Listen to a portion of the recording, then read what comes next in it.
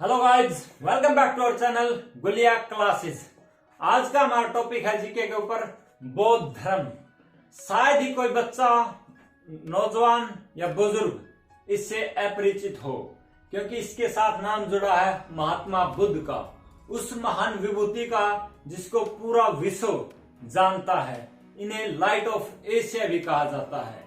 इनके बगैर अगर कोई अध्यात्म की बात करे तो अधूरी सी लगती हैं। तो आइए आज हम बौद्ध धर्म के बारे में पढ़ते हैं। आप सभी जानते हैं इसके बारे में, इसलिए एक मिनट हम एक क्या करते हैं कि इसके जो एग्जाम पॉइंट ऑफ व्यू से इंपॉर्टेंट क्वेश्चंस होते हैं, इनसे जो क्वेश्चंस पूछे जाते हैं जो हमने नोट डाउन किए हैं, उनको मैं बता देता हूं कैसे ट्रिक से याद करेंगे। उसके बाद जो है इनकी स्टोरी भी मैं आपको बताऊंगा, और आप में बहुत से लोग इसको पहले से जानते भी होंगे। तो मैं आइए बताता हूं आपको इनके बारे में। इनका असली नाम यानी महात्मा बुद्ध का असली नाम सिद्धार्थ था, और मैं इसको एट लास्ट जो ट्रिक से याद भी करवाऊंगा आपको।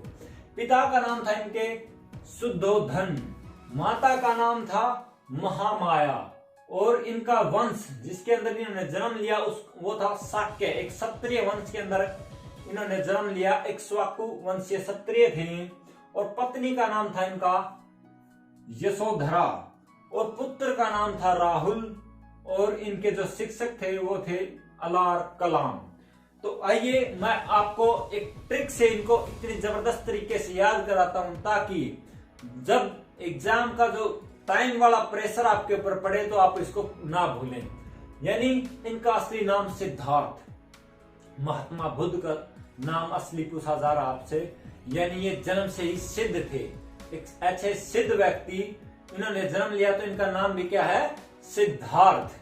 तो यानी सिद्ध व्यक्ति थे, इससे हमें महात्मा बुद्ध क्या थे, एक सिद्ध व्यक्ति थे, इसलिए इनका नाम क्या हो गया, सिद्धार्थ। दूसरा, इनके पिता का नाम शुद्धोधन है। कैसे हम कोड करेंगे दिमाग के अंदर, किसी शुद्ध पिता से ही तो ऐसे पुत्र का जन्म होगा महात्मा बुद्ध जैसे, इसलिए इनके पिता का नाम है शुद्धोधन। और इनकी माता भी बड़ी महान रही होंगी, इसलिए इनकी माता का नाम है महामाया। और जिस वंश में महात्मा बुद्ध जैसी विभूति जन्म लें तो उस वंश के अंदर कोई शक तो बच ही नहीं जाता, उस वंश पे कोई शक तो कर ही नहीं सकता है। तो इसलिए इनका वंश था शाक्य। और हमें एक बड़ी ही अच्छी बात याद है, एक जो हम कह सकते हैं सॉन्ग जो हर किसी की जुबान पे रहता है, यशोदा का नंद लाला, यानी कि यशोदा का नंद लाला। लेकिन ये क्या है, उस ऐसी ही एक महान जो है स्त्री की पत्नी थी, उसका क्या नाम है, यशोधरा। और जो है इनके पुत्र का नाम है राहुल। कैसे याद रखेंगे, महात्मा बुद्ध ने सबको रास्ते दिखाए हैं, ज्ञान का रास्ता दिखाया, तो इनका पुत्र कैसा जन्म लेगा, उसका क्या नाम होना चाहिए, रास्ते दिखाते हैं ये सबको ज्ञान के, तो राहुल। और इनके शिक्षक का नाम है अलार कलाम। अब्दुल कलाम जैसी भी महान विभूति शायद ही कोई हो, और वो अपने आप को शिक्षक कहलाकर बड़े खुश हुआ करते थे। तो यानी कि इनके भी जो है हम कह सकते हैं शिक्षक का नाम हम कलाम से ही कोड करेंगे, अलार कलाम। आई होप आपको याद होते जा रहे होंगे, इसलिए मैं आपको ब्रीफ में इनकी स्टोरी भी बता देता हूं। इनका जन्म जो है 563 ईस्वी पूर्व लुम्बिनी नेपाल के अंदर हुआ। लुम्बिनी नेपाल के अंदर एक जगह है, कपिलवस्तु वही है। तो उनका वहां जन्म हुआ। तो इनके जो है जन्म होते ही एक राज परिवार के अंदर इनका जन्म हुआ है। तो कुछ ब्राह्मणों को जो है इनकी कह सकते हैं कि कुंडली दिखाने के लिए या फिर इनके भविष्य के बारे में बताने के लिए राजा ने आमंत्रित किया, और उन ब्राह्मणों ने एक सुर में एक बात कही, या तो ये बच्चा एक महान राजा बनेगा या एक महान योगी बनेगा, महान सन्यासी बनेगा। पिता राजा की बात सुन के कि महान राजा बनेगा तो खुश हुए, और कहीं न कहीं जब कहा कि एक महान योगी सन्यासी बनेगा तो कहीं न कहीं शांत गंभीर भी हो गए, क्योंकि कारण था वही जो एक बात चलती आ रही समाज के अंदर, भगत सिंह पैदा हो लेकिन पड़ोसी के घर। तो कोई भी ये भी नहीं चाहता, सन्यासी को सब पूजते हैं, सब उनके चरणों में नतमस्तक तो रहते हैं, लेकिन कोई सन्यासी बनना या अपने पुत्र या परिवार के अंदर किसी को बनाना भी नहीं चाहता। ये भी विडंबना सत्य है। तो ये भी पिता थे और राजा थे, तो इनकी जो है चिंता हो गई इनको कि इनका पुत्र कहीं सन्यासी ना बन जाए। तो उसके लिए हर ऋतु के अंदर ऐसा प्रबंध किया गया, यानी कि गौतम बुद्ध, महात्मा बुद्ध यानी जो सिद्धार्थ थे उस वक्त, उनके लिए ऐसी व्यवस्था की गई, ऐसा महल बनाया गया जिसके अंदर हर ऋतु के अंदर जो है अलग अलग व्यवस्थाएं होती थी। ऋतुआनुसार हर तरह के कह सकते हैं भोग विलास के साधन संपन्न वहां पर रहते थे। सुंदर सुंदर दासियां, दास अच्छे तरह से व्यवस्था बनाए रखते थे, यानी किसी प्रकार का इनको कोई कष्ट ना हो। अच्छे से इनकी शिक्षा दीक्षा हुई और जो है इनको वेद शास्त्रों की शिक्षा भी दी गई। इनको एक राजा होने के नाते इनको युद्ध विद्याएं भी सिखाई गई। लेकिन ये महान व्यक्ति उस इतने कह सकते हैं भोग विलास के वातावरण के अंदर रहते हुए भी किस प्रकार, और इनकी जो है 16 वर्ष की उम्र के अंदर यशोधरा के साथ शादी भी कर दी गई। उसके बाद इनका एक पुत्र हो गया राहुल। उसके बाद भी ये महान विभूति जो है सन्यास के मार्ग पर कैसे गए उसकी एक घटना है। तो इससे पहले मैं आपको एक बात और बता दूं कि महात्मा बुद्ध बचपन से ही बड़े दयालु स्वभाव के व्यक्ति थे। ये अगर कहते हैं कि इनके बराबरी का कोई नहीं था, अगर ये घोड़ा दौड़ाने लग जाएं या रथ पे सवारी करें तो जैसा रथी कोई नहीं था। लेकिन अगर घोड़े दौड़ते दौड़ते अगर हाँफने लग जाएं तो ये बड़े दुखी हो जाते थे। उनको अगर ये कोई रेस हो रही हो और उसके अंदर ऐसी परिस्थिति हो जाए कि इनका घोड़ा जो है थकान महसूस कर रहा हो, तो उसको ये तेज दौड़ाकर जीतने के बजाय जो है हारना पसंद करते थे। इनसे जो बचपन से ही दूसरे का दुख नहीं देखा जाया करता, बड़े ही दयालु स्वभाव के थे। और इसी दयालु स्वभाव का जो प्रभाव इनके ऊपर रहा 29 वर्ष की आयु के अंदर, जब इनका ये पुत्र बिल्कुल नवजात शिशु ही था राहुल, इन्होंने जो है एक ऐसा जो इनके साथ घटनाएं घटी कि ये जो है सन्यास की तरफ कह सकते हैं या फिर अपने कुछ सवालों का जवाब ढूंढने के लिए उस पथ पर चल पड़े जहां पर सन्यासी जो संसार को त्याग कर और उस परमपिता परमेश्वर को ढूंढते हैं। तो घटना ये थी कि ये जवान हो चुके थे, राज्य की कहीं ना कहीं बागडोर इनके हाथ में आने वाली थी। कुछ बातें ये भी कहती कि कोई जो है धार्मिक सम्मेलन था या फिर कोई राजकाज का कार्य था या कोई ऐसी विषय था कि इनको जो है ये अपने रथ पर जो है अपने बगीचे की तरफ जा रहे थे या फिर किसी सम्मेलन के अंदर हिस्सा लेने जा रहे थे। तो क्या घटना घटी कि एक बुजुर्ग व्यक्ति इनके सामने से गुजरे। तो अब तक इनके आसपास किसी बुजुर्ग को या फिर कुछ कोई भी ऐसी चीज जिससे व्यक्ति जो है वैराग्य महसूस करे, ऐसी चीज इनके पास आने ही नहीं दी गई थी।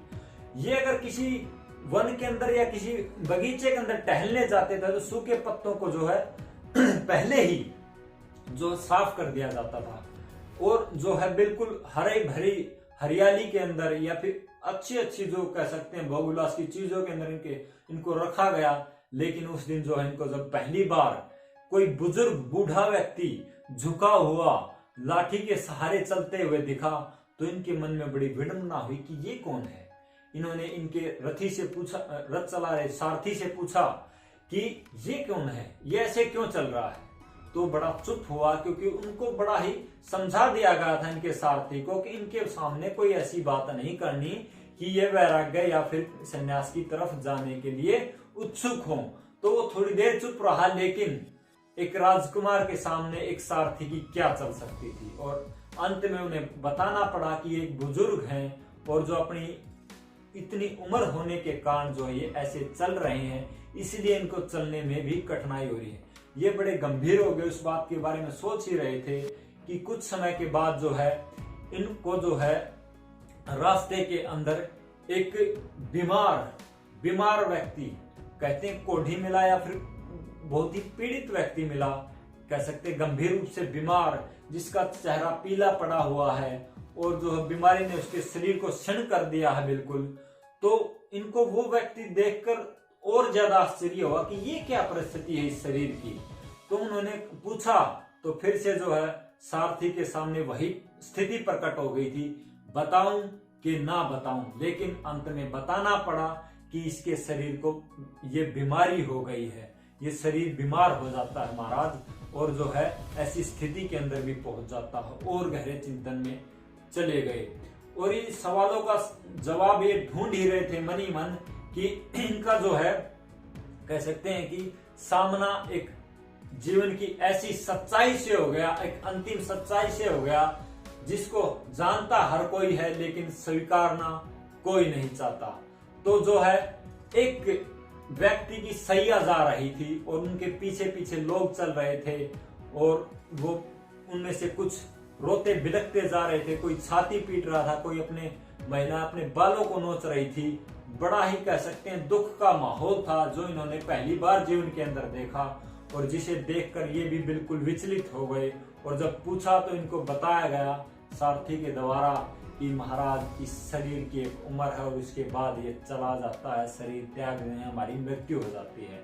उसके बाद तो मानो ये गहरे चिंतन के अंदर चले गए, और जो है फिर उससे कुछ समय बाद जो जब अपने बगीचे की तरफ जा रहे थे तो इन्होंने जो है एक नंगे पैर गेर में कपड़े धारे एक कह सकते खुशमिजाज व्यक्ति को देखा जो बड़े आनंद से चल रहा है इस समाज से, यानी कि भोग विलासिताओं से दूर, अपने यानी किसी प्रकार के आभूषण नहीं, किसी प्रकार का कोई दिखावा नहीं, जो बिल्कुल शांत गंभीर भाव से खुश नजर आ रहे हैं। तो वो देखकर उनको बड़ा आश्चर्य हुआ कि ये कौन है, ये सन्यासी हैं, ये इतने खुश क्यों हैं। बोले ये जो है भगवान की भक्ति में लीन रहते हैं इसलिए खुश हैं। तो जो है इन्होंने भी निश्चय ले लिया कि मैं भी जो है भगवान को ढूंढ कर ही रहूंगा, क्योंकि धिक्कार है ऐसी जवानी पर जिसे जो इस शरीर की शक्ति को चूस लेती है, बुढ़ापा आ जाता है। धिक्कार है ऐसे स्वास्थ्य को जिसको एक बीमारी क्षीण कर देती है, और धिक्कार है ऐसे जीवन को जिसे मृत्यु आ जाती है, जो इतना कम समय के अंदर जो है इस शरीर को छोड़ के चला जाता। बहुत गंभीर थे विषयों के ऊपर, यानी कि हमारे सामने भी ये चीजें होती रहती हैं, लेकिन कोई इतना गंभीर क्यों नहीं होता, क्योंकि हमें कहीं ना कहीं ये विलासिता, ये चीजें अपनी तरफ आकर्षित रखती हैं और हम इनके अंदर उलझे रहते हैं। लेकिन ये तो बाय बर्थ राजा थे, इनके पास क्या कमी थी? इनके ना तो किसी भौतिकता के पीछे भागना था, ना किसी राजकाज के पीछे भागना था, ये तो जीवन के असली मूल्यों के पीछे जाने वाले व्यक्ति बने। तो जो है एक दिन अपने जो है घोड़े के ऊपर सवार हुए और जो है जंगल तक अपने सारथी के साथ गए, और उसके बाद जो है उनको जो प्रणाम करके और जो है आगे बढ़ गए कि आगे का रास्ता में बिल्कुल एक सन्यासी की तरह वो कपड़े इन्होंने धारण कर लिए थे।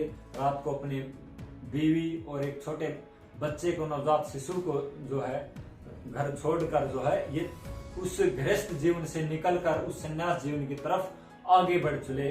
जब इनकी आयु थी 29 वर्ष, और आगे जो है इन्होंने 6 वर्ष इतना कठोर तपस्या की। हर उस ऋषि मुनि के पास गए जो इनको बता सकता था कि भगवान या ये जीवन की सच्चाई क्या है। हर किसी के पास गए, किसी से कम किसी से अधिक ज्ञान मिला, लेकिन इनको संतुष्टि नहीं मिली। और इनको कहा जाता कि अंत में अलार कलाम नाम के इनके जो शिक्षक बने, इनके गुरु बने, उन्होंने जो है बहुत ज्यादा इनको कह सकते हैं योग विद्याओं के बारे में इनको परिचित करवाया। और फिर इन्होंने अंत में निर्णय लिया कि ये खुद ही जो है इसके बारे में आगे जो है तपस्या करेंगे, कठोर में जो है तपस्या करेंगे। और इन्होंने अपने शरीर को इतना कह सकते हैं कि कठोर तपस्या के अंदर लीन कर लिया कि खाना त्याग दिया, धीरे धीरे बहुत कम भोजन लेने लगे, और शरीर इतना कमजोर हो गया कि बहुत यानी कि मरने जैसी हालात हो गए थे इनके उस वक्त। तो कहते हैं ये जब तपस्या के अंदर बैठे थे तो कुछ स्त्रियां जो है कोई गीत गाते हुए जा रही थी कि जो है ये तार होते हैं जैसे सितार वगैरह इनके अंदर, कि गीत के अंदर कुछ ऐसी लाइनें थी कि इनको इतना ना खींचो कि ये टूट जाएं, और इतना ढीला भी मत छोड़ो कि सुर अच्छा ना रहे। यानी कि तब इनके बात में बैठे बैठे दिमाग में आई कि अच्छा मध्य मार्ग उचित है, यानी शरीर को इतना भी कष्ट ना दो कि जो है बिल्कुल प्राण निकल जाए, और इसको इतना भी जो है इसकी लगाम को ढीला ना करो कि जो है ये अपने पद से ही भ्रष्ट हो जाए, तो इन्होंने मध्य मार्ग के बारे में सोचने विचारने लगे और अपने जो है कुछ फल फ्रूट या फिर कह सकते हैं इन चीजों के ऊपर रहने लगे। और उसके कुछ समय के बाद कहा जाता है कि इनके शरीर में इतनी ताकत नहीं थी, जब ये निरंजना नदी के तट पर पहुंचे कि ये उसको पार भी कर पाए। वहां पर पानी बहुत कम था इनको, लेकिन वैराग्य इतना तीव्र हो गया था कि अब जो है भगवान नहीं मिले तो इस शरीर को ही त्याग दूंगा। क्या जरूरत है अगर इस जीवन के अंदर मुझे वो नहीं मिले, उस सत्य का ही नहीं पता चला जिसके बारे में इतनी कठोर तपस्या कर रहा हूं, तो इस जीवन का मैं क्या करूं।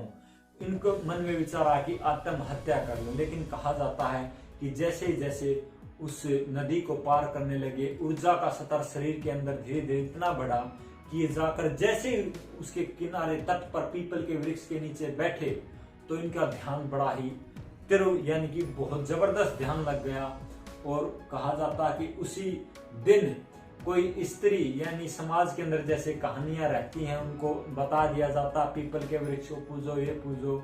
तो एक स्त्री जो पीपल के पेड़ के पास आके जो मन्नत मांगा करती कि मुझे पुत्र मिल जाए, पुत्र मिल जाए, तो उसको पुत्र रत्न की प्राप्ति हो गई थी उस दिन। और वो क्या कर रही थी कि मैं पीपल के पेड़ को खीर खिला के आती हूँ। और वो जो घर से खीर लेकर और उधर आई, और महात्मा बुद्ध ने बहुत समय हो गया था भोजन नहीं किया था, और उसको ये लगा उस स्त्री को उस वक्त जब ये पीपल के पेड़ के नीचे बैठे थे, मानो पीपल भगवान यहाँ आ गए हों और जो है उसकी इस खीर को खाने के लिए बैठे हों। तो उन्होंने उस खीर को अनुभूति नहीं थी उसको कि ये वास्तव में कोई व्यक्ति है या भगवान। उन्होंने वहां रखा और उसको कहा कि जैसे ही मेरी मन्नत पूरी हुई है आपकी भी हो जाए। तो वो खीर रख के चली गई उनको खीर खिला के, और जैसे ही उस कुछ समय के अंदर जब वो बैठे ध्यान लगाने तो उनको ज्ञान की प्राप्ति हो गई थी।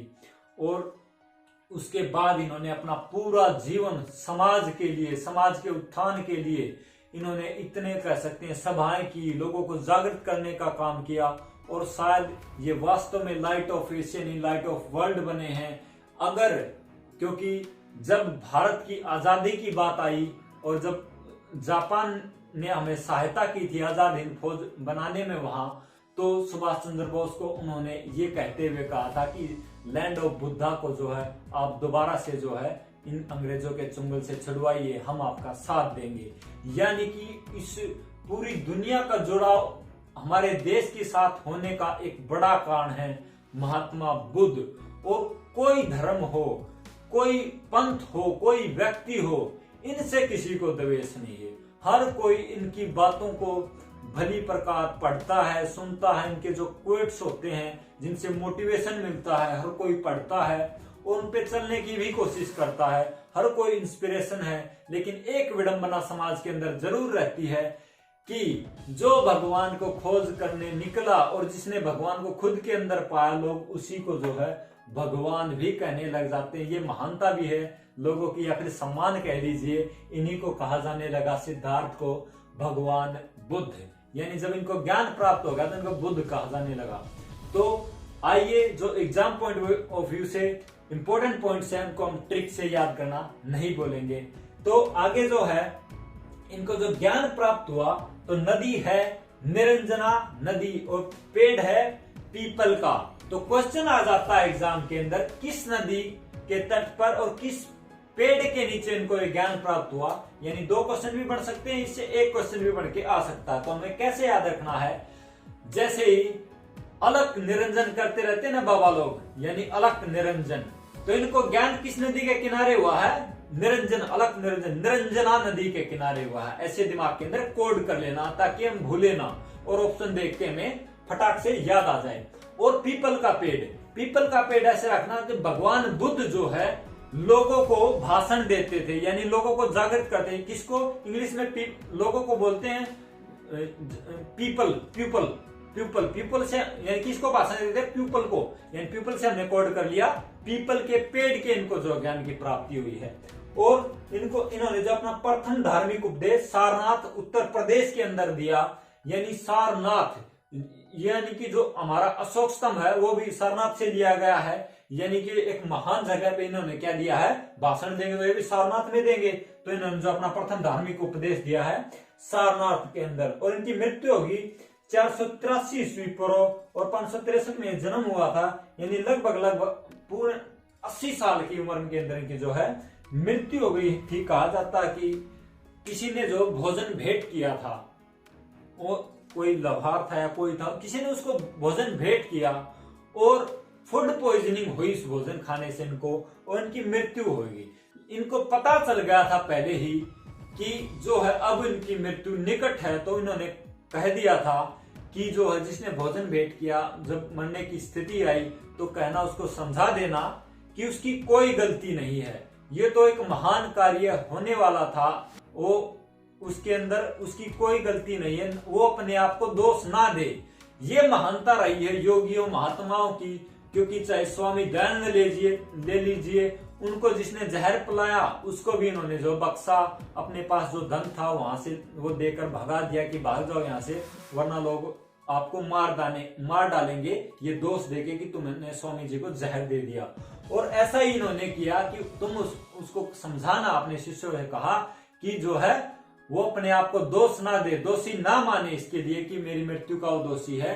यह तो एक जो है वक्त आ गया है, एक महान समय आ गया है कि मुझे शरीर त्याग करना है, तो खुशी से इन्होंने अपना शरीर त्याग दिया। यानी ऐसे महान विभूतियां अगर मृत्यु भी होगी तो बड़ी खुशी से शरीर त्यागते हैं, तो उससे हमने कोड कर लिया दिमाग के अंदर कि कुशीनगर, खुशी से कुशीनगर के अंदर इनकी 483 ईस्वी पूर्व इनकी मृत्यु होगी। तो आइए बौद्ध धर्म से और जो इंपॉर्टेंट पॉइंट्स बनते हैं उनको भी हम ऐसे ही मजेदार ट्रिक्स या फिर कह लीजिए एक स्टोरीज अपने अंदर दिमाग के अंदर इमेजिन कर करके उनको ऐसे याद करेंगे कि हम ना भूलें। मैं कहता हूं कि आज आपने वीडियो देखी, कुछ समय के बाद और देख लेना, आपको लगभग पॉइंट्स याद होंगे, और जब आप रिवाइज करोगे तो आपका कोई भी एग्जाम के अंदर मेरे ख्याल से नंबर नहीं कटेगा। तो आइए कुछ और पॉइंट्स हम आपको बताते हैं। इस तरह है, जैसे बौद्ध धर्म के अंदर से क्वेश्चन बनता है कि बौद्ध धर्म के अंदर 4 संगति हुई है, उनसे पूछा जाता है कि प्रथम संगति कहाँ हुई, द्वितीय कहाँ हुई, तृतीय कहाँ हुई, चतुर्थ कहाँ हुई। तो उनके राजा के नाम पूछ ले जाते हैं उन संगतियों के, और जो उनके अंदर जो अध्यक्ष थे उनके भी नाम पूछ ले जाते हैं। तो आइए, जैसे जो प्रथम संगति है वो राजगृह के अंदर हुई, और जो द्वितीय है वैशाली के अंदर, बिहार के अंदर, और तृतीय पाटलिपुत्र, और चतुर्थ जो है कश्मीर, जिसे कुंडलवन कहा जाता था उस वक्त। तो उनको हम कैसे याद करेंगे कि 483 ईस्वी पूर्व प्रथम संगति हुई, उसी क्या है महात्मा बुद्ध की जो है मृत्यु के बाद जो है यह संगति हुई थी।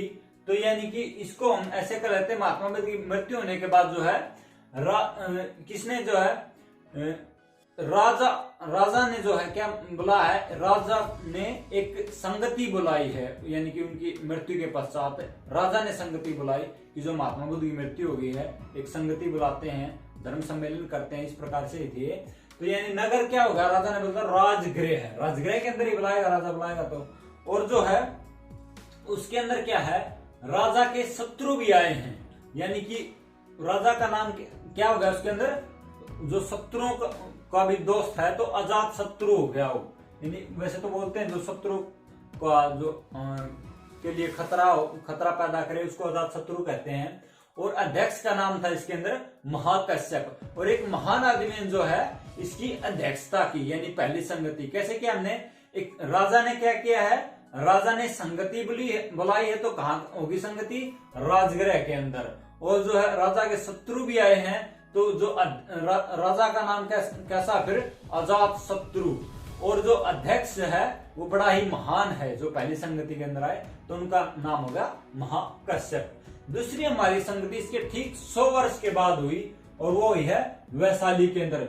हम इसको कैसे याद करेंगे कि बहुत जो दूसरी संगति हुई वो पहली संगति के अंदर लोगों को पता चल गया कि इसके अंदर ऐसी ऐसी अच्छी अच्छी बातें होती हैं बौद्ध संगति के अंदर। तो फिर जो है एक बहुत ही विशाल संगति हुई, यानी कि किस स्थान पे हुई है, तो विशाल संगति कहानी करनी पड़ेगी वैशाली, बहुत बड़े यानी कि बिहार के अंदर जगह है।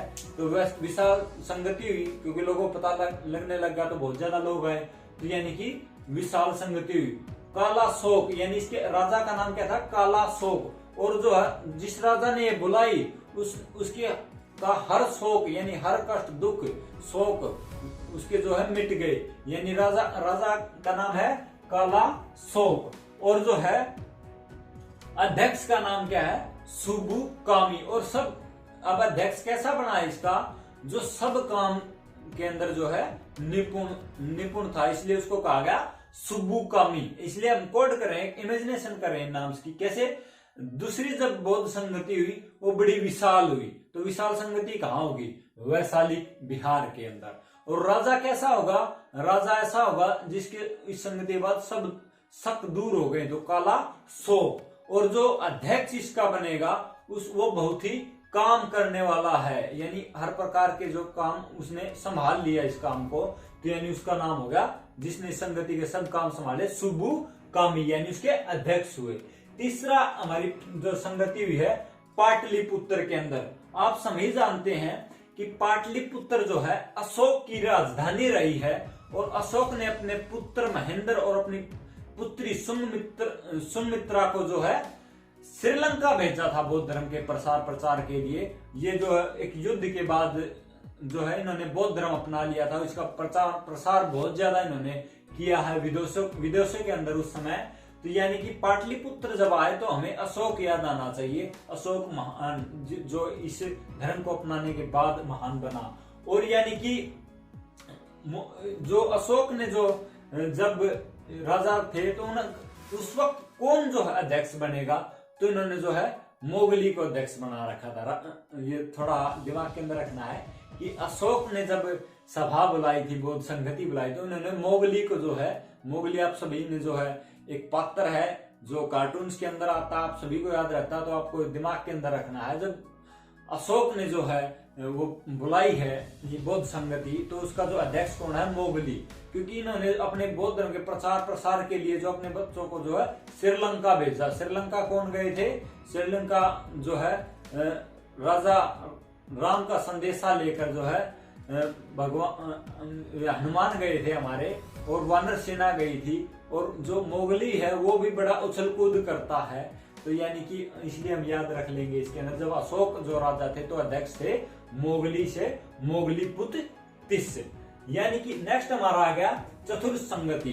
तो जब हर जगह इतनी जो है बौद्ध संगतियां होने लगी, तो 72 ईस्वी पूर्व जो है कश्मीर के अंदर भी संगति हुई, और कश्मीर से जो है कनिष्क, कैसे कश्मीर कैसे कनिष्क थे उस वक्त राजा, जब जो है कश्मीर के अंदर यह संगति हुई। उसका पहला नाम जो कश्मीर को कहते हैं कुंडलवन भी कहते हैं।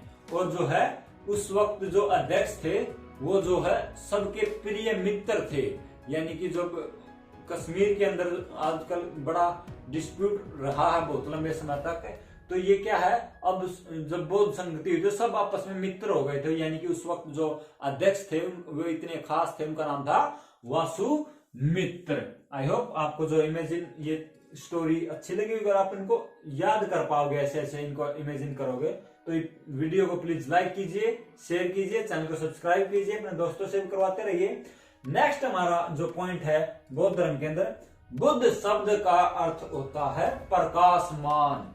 जिसकी बुद्धि में जो है प्रकाश हो जाए तभी तो बुद्ध होता है, तो यानी बुद्ध का शब्द का अर्थ है प्रकाशमान। और बुद्ध को इसलिए भी कहा जाता है लाइट ऑफ एशिया, और मैं तो कहता हूं वर्ल्ड की जो है लाइट ऑफ, इनको कहना चाहिए पूरी दुनिया की लाइट, यानी कि पूरी दुनिया के अंदर उन्होंने जो है ज्ञान का प्रकाश फैलाने का काम किया है, इनको इसलिए कहा गया। एशिया के बहुत बड़ा क्षेत्र के अंदर जो बौद्ध धर्म को मानने वाले, अपनाने वाले, उनकी शिक्षाओं पे यानी काम करने वाले लोग मिल जाते हैं, तो यानी बौद्ध को क्या कहा जाता है, महात्मा बुद्ध को लाइट ऑफ एशिया। और बुद्ध को जो सुख और दुख में सम रहने का तथागत भी कहा जाता है। सम का अर्थ है सुख और दुख में सम का अर्थ है, यानी ना ही तो जब सुख हो बहुत ज्यादा बोरा जाए आदमी, बहुत ज्यादा खुशी से पागल होने की कोशिश करे, और ना ही जब दुख हो उससे भी जो है ना विचलित होके ज्यादा दुखी ना हो, तो ऐसे व्यक्ति को तथागत कहा जाता है। यानी कि नेक्स्ट हमारा पॉइंट आ गया, बौद्ध धर्म के लोग जहां पूजा करते हैं उसे चैत्य कहा जाता है। बौद्ध धर्म की पूजा करते हैं वहां क्या चैत्य का। अगर आप पूजा करो, प्रार्थना करो, तपस्या करो तो आपका जो चेतना जागृत होती है।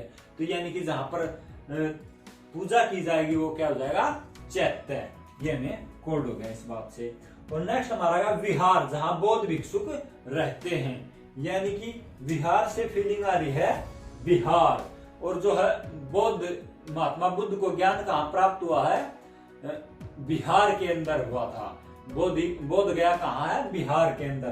तो हमें ऐसे ही दिमाग रखना है, यानी बहुत ज्यादा जो है वहां पर बौद्ध भिक्षुक रहते हैं। कहाँ, बिहार के बोध गया के अंदर। तो बिहार से हमने याद कर लेना, जहाँ बौद्ध भिक्षुक रहते हैं वहां है विहार।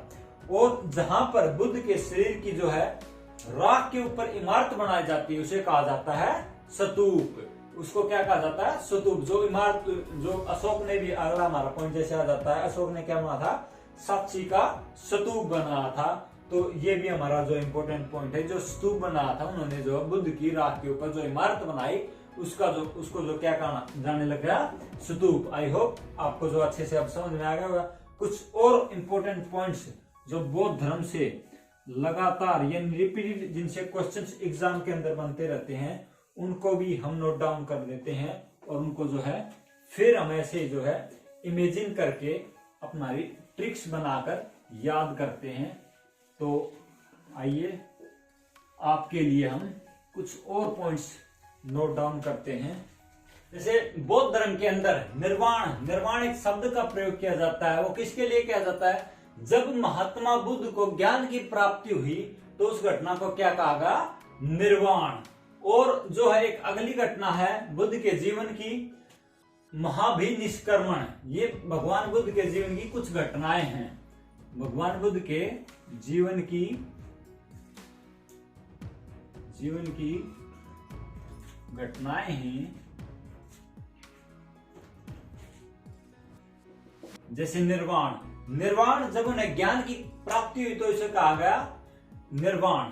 और जब महाभिनिष्क्रमण, महात्मा बुद्ध के जो गृह त्याग की घटना है उसको कहा जाता है बौद्ध धर्म के अंदर महाभिनिष्क्रमण।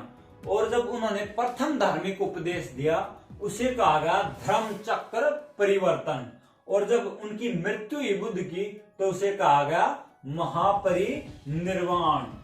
यानी अब भी कोई अगर बौद्ध भिक्षुक या कह सकते हैं कोई बौद्ध धर्म का एक महान व्यक्ति जब समाधि या फिर शरीर त्यागता है, यानी शरीर त्यागता, जब उस घटना को कहा जाता है कि वो महापरिनिर्वाण को प्राप्त हुए, वो मृत्यु नहीं कहते, यानी मृत्यु घटना कहा जाता है महापरिनिर्वाण। तो इनको याद कैसे रखेंगे, देखिए इनको कैसे याद करेंगे, जब आपको ज्ञान प्राप्त हो जाए तो यानी कि आपको छुटकारा मिल जाता है अज्ञान से। यानी निर्वाण का अर्थ होता है छुटकारा, यानी कि निर्वाण हो जाता है आपका अज्ञान से। यानी कि जब आपको ज्ञान प्राप्ति होती है उस घटना को कहा जाता है निर्वाण। और गृह महाभिनिष्क्रमण को कैसे याद रखेंगे, गृह त्याग की घटना है ये। जब आप गृह त्याग कर देते हैं यानी सांसारिक कर्मों से दूर चले जाते हैं, तो यानी इससे कर्म से आपको ध्यान रखना है महाभिनिष्क्रमण। तो उस घटना को हम कहते हैं बुद्ध के गृह त्याग की घटना। और आगे हमारा आ गया जैसे धर्म चक्र परिवर्तन। जब महात्मा बुद्ध ने धार्मिक उपदेश दिया तो उन्हें धर्म का चक्कर ही बदल दिया। यानी उनकी एक शिक्षाएं जो उन्होंने अपनी एक कह सकते हैं जब आम जनमानस की भाषा के अंदर लोगों को दी तो उन्होंने धर्म का चक्कर ही बदल दिया। यानी प्रथम धार्मिक उपदेश की घटना क्या कहा, धर्म चक्र परिवर्तन। और जब उन्होंने सबसे बड़ा निर्वाण क्या है, महापरिनिर्वाण, यानी शरीर को त्याग कर, यानी कि सब कष्टों से मुक्ति तो मृत्यु से ही हो सकती है, यानी कि इसलिए इसे कहा गया निर्वाण की जगह पे भी महापरिनिर्वाण। और जो है जैसा कि आगे हम आपको बताएंगे कि जो बौद्ध धर्म है दो पार्ट्स में डिवाइड हो गया महात्मा बुद्ध की मृत्यु के पश्चात कुछ समय के बाद, यानी 72 ईस्वी पूर्व। लगा तो बहुत समय, लेकिन ये क्यों हुआ, वास्तविकता यही है बहुत से धर्म बने। एक तो हमारी सनातन परंपरा है वो तो चलती ही आ रही है, महात्मा बुद्ध भी उसकी जो बहुत सी बातों को मानते हैं या फिर वो भी उसी के प्रचारक रहे थे। वो भी जो अग्निहोत्र की प्रशंसा किया करते थे, लोगों को बताया करते थे, गायत्री मंत्र के बारे में लोगों को बताया करते थे महात्मा बुद्ध जो। लेकिन जब कोई एक कह सकते हैं आत्मज्ञानी व्यक्ति किसी धर्म की स्थापना करता है और जब वो नहीं रहता है, उसके बाद की स्थितियों के अंदर बहुत परिवर्तन आ जाता है, क्योंकि उनके कुछ अनुयायी यानी उनकी जो बातों को सुनने वाले हैं, कुछ समय के बाद कुछ लोग तो स्वयं जिस आत्मज्ञानी ने आत्म खोजा यानी उस आत्मज्ञान से उस परमात्मा को खोजा, उसी व्यक्ति को भगवान मानने लग जाते हैं। और कुछ जो है उनको एक गुरु, एक टीचर के रूप में ही मानते हैं और उन्हीं के रास्ते से खुद का उत्थान करना चाहते हैं, जैसे उन्होंने किया था। तो और एक और बड़ी बात हो जाती है कि इनके नाम पर जो इतने आत्मज्ञानी व्यक्ति होते हैं, इनके नाम पर ही इतना कह सकते हैं कि लोगों का जुड़ाव होता चला जाता है।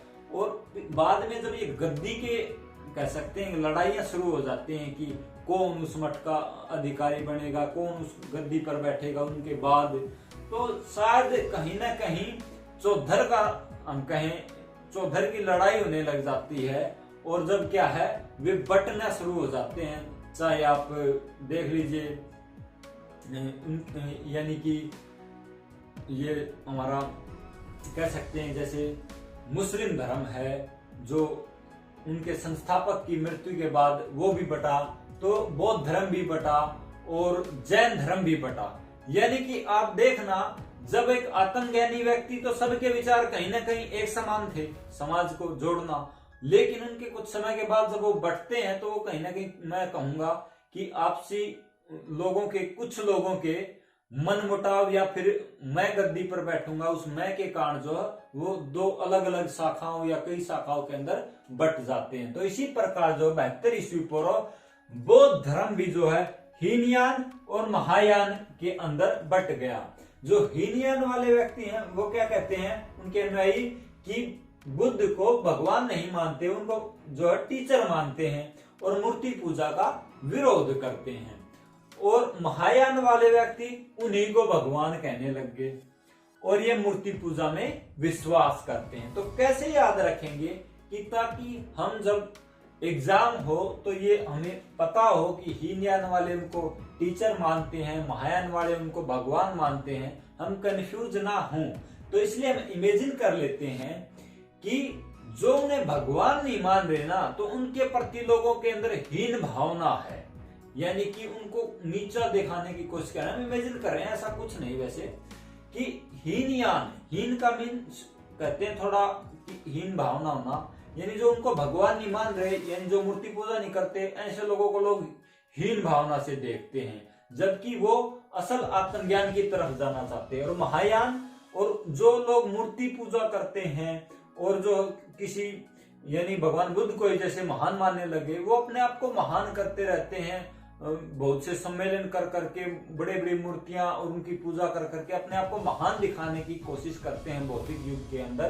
तो उनका नाम हो गया महायान, और जो उनको टीचर मानते हैं और जो मूर्ति पूजा विरोध करते हैं उनको हीनयान कहा जाने लग गया। और जो बुद्ध जो है, मैंने जैसा कि पहले बताया था कि आम जनमानस की भाषा जो पाली उनको समझ में आती थी, उसी के अंदर जो है संस्कृत के बजाय पाली के अंदर जो है अपने जो है धार्मिक सम्मेलन हो गए, अपने उपदेश पाली भाषा के अंदर ही दिया करते थे। और अष्टांग मार्ग बौद्ध धर्म का घोतक है। महात्मा बुद्ध ने ये अष्टांग मार्ग दिया कि कुछ स्टेप बाय स्टेप आप अगर जीवन के अंदर इन 8 रास्तों के ऊपर चलें तो आप एट लास्ट जो है समाधि और समाधि से आत्मज्ञान को प्राप्त होंगे। और हर व्यक्ति को जो बौद्ध धर्म मानता है उनको ये करना चाहिए, ऐसा मानना है कि जैसे सम्यक ज्ञान विचार, यानी आपको समय पे विचार आना चाहिए, सही विचार आना चाहिए, सम्यक कर्म होना चाहिए, आपको सही कर्म सही समय पे करना चाहिए, सम्यक प्रयास, ये सभी क्या है, सम्यक तो है ही है, सम्यक प्रयास, सही दिशा में प्रयास, सही समय पर प्रयास, सम्यक स्मृति आपकी अच्छी रहनी चाहिए, आपकी बुद्धि अच्छी रहनी चाहिए, सम्यक विश्वास, आपको सम्यक आपके अंदर विश्वास भी पैदा होना चाहिए, सम्यक जीविका और सही समय पर अपनी जीविका भी अच्छे रास्तों से कमानी चाहिए और उसी प्रकार आप सम्यक समाधि को प्राप्त हो जाएंगे। ये इस प्रकार इन्होंने अष्टांग मार्ग यानी 8 जो है मार्ग दिए गए हैं बौद्ध धर्म के अंदर। और जो बौद्ध धर्म की धार्मिक किताब की अगर बात करें तो वो है त्रिपिटक और जातक कथाएं, ये जो है पाली भाषा के अंदर ही लिखी गई हैं। त्रिपिटक और जातक कथाओं के जो है बहुत सी स्टोरियां भी, कार्टून्स भी बन के इनके ऊपर बहुत से जो है टीवी के ऊपर आते रहते हैं। ये जो है धार्मिक किताबें हैं उनके ऊपर बनाए जाते हैं जो बौद्ध धर्म की हैं।